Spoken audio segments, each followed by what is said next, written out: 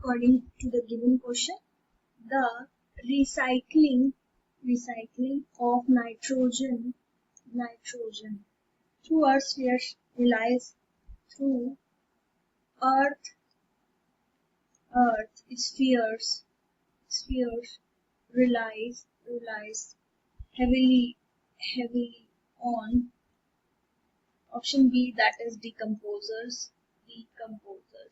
Okay, so decomposers are basically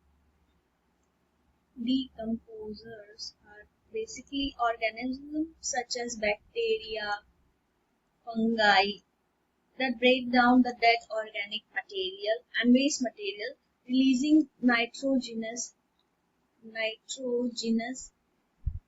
compounds back into the environment in the form that can be taken by the plant.